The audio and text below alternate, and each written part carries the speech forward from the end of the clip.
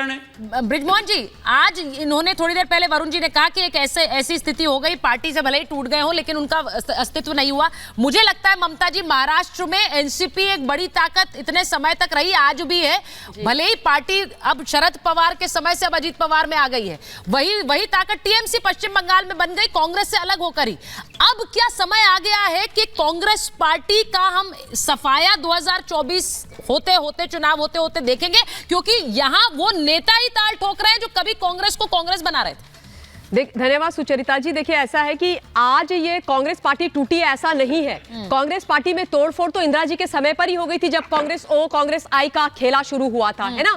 अब हालत ये हो गई है कि जो दबे हुए सुर थे ना, वो अब खुल के बाहर निकल के आ रहे हैं, क्योंकि किसी को भी ये बात रास नहीं आ रही है कि राहुल गांधी, जिनके अंदर नेतृत्व की क्षमता नहीं है, जिनको लॉन्च और रिलॉन्च किया जा रहा है पर लॉन्चिंग फेल हो जाती है, वो उनको लीड करने की बात कर रहे हैं। तो देखिए, वो लीड वो कर नहीं पाएंगे। और एक चीज और मैं बता देती हूं कि लगातार ये बात की जाती है कि कांग्रेस अभी भी रिवाइव होगी। अरे कहां से रिवाइव होगी? कांग्रेस पार्टी टूट गई, परिवार के अंदर तोड़फोड़ मच गई है 3-4 लोगों के अंदर। आप किस रिवाइव की बात कर रहे हो? इंडिया अलायंस इन्होंने बड़े दम के साथ बनाया था, इंडिया अलायंस कहां है? कितना बच गया है?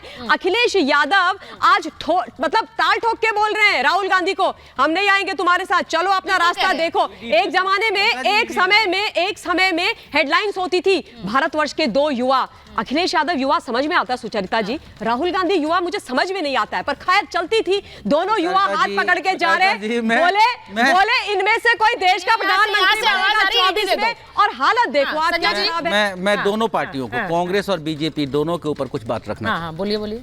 आज कांग्रेस की जो दुर्दशा है, जो स्थिति है, जैसा कांग्रेस के प्रवक्ता जो भी वो बात रख रहे थे, नाम भूल गया, वरुण जी ने जो बात कही है कि बिल्कुल ठीक है कि आज जो भी वोट है वो गांधी और नेहरू परिवार के नाम पर है, बिल्कुल फैक्ट है, ये पूरा देश जानता है।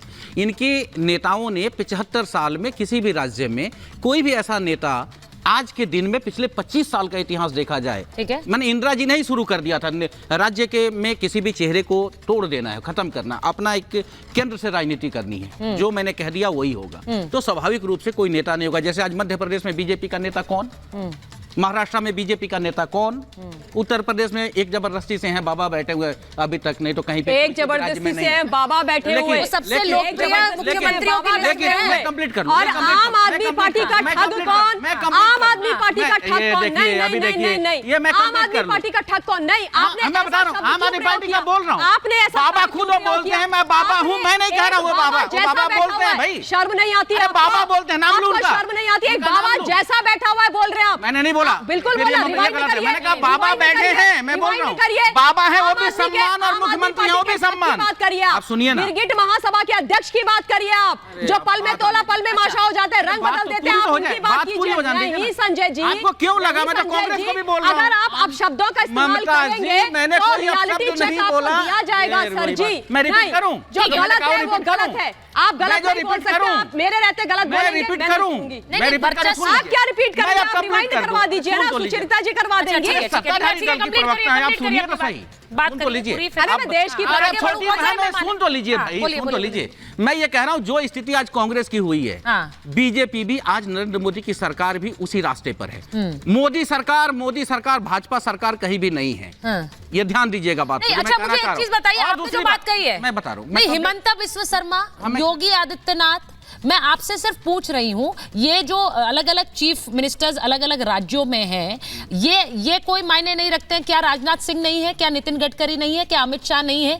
ये बीजेपी के बड़े बड़े नाम हैं। और आपने योगी आदित्यनाथ की तो बात आपने खुद ही कर दी, क्या ये चेहरे नहीं है? नरेंद्र मोदी का चेहरा है, आप कह रहे हैं ठीक है, लेकिन क्या बाकी लोग चेहरा नहीं है? क्या वो अपने लिए जगह नहीं बना पाए हैं?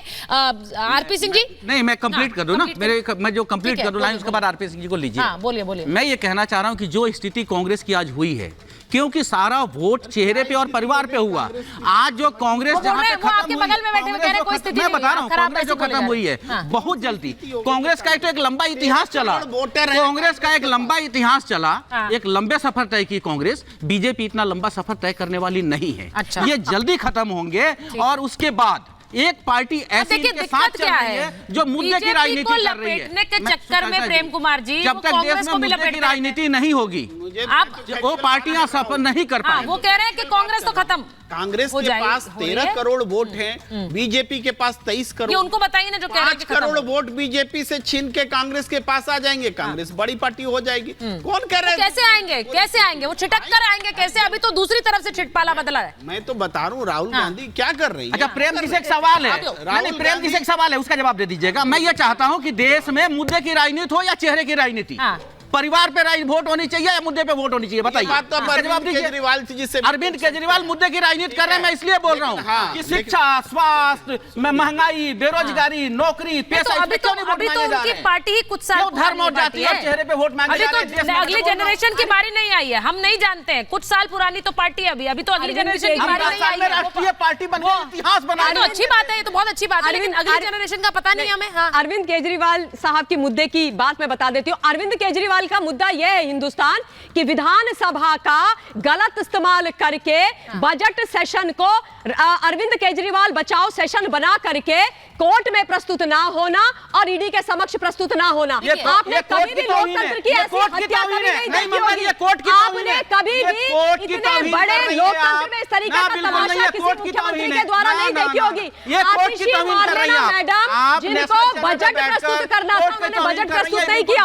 ये बजट सेशन है, बोला कि हमारे पास बजट की प्रेजेंटेशन नहीं है, हम जो है मार्च के पहले हफ्ते में बजट प्रस्तुत करेंगे। और ये बोल रहे मुद्दे की बात करते हैं, ये मुद्दा है, चेहरा है। अजीज खान जी के पास जा रही हूं, बाहर जाऊंगी, ठीक है। अजीज खान जी, सच बोलने से बड़ी मिर्ची लगती है आप लोगों को। अच्छा ठीक है, आप लोगों को बाहर चले जाओ, बड़ी मिर्ची लगती है। अजीज खान जी, आरपी सिंह जी, ब्रिजमोहन जी को स्क्रीन पर लीजिए, मैं बाहर जा रही हूँ। ठीक है, ठीक है, एक मिनट। जिसको दे दे, अजीज खान जी, भगवंत मान साहब ने कहा, भगवंत मान साहब ने बहुत थोड़े दिन पहले, कुछ दिन पहले मजाक में कहा था, एक थी कांग्रेस, ये बच्चों को कहानी सुनाएगी पंजाब में लोग, अपनी माएं अपने बच्चों को, कि एक थी कांग्रेस, एक कांग्रेस हुआ करती थी।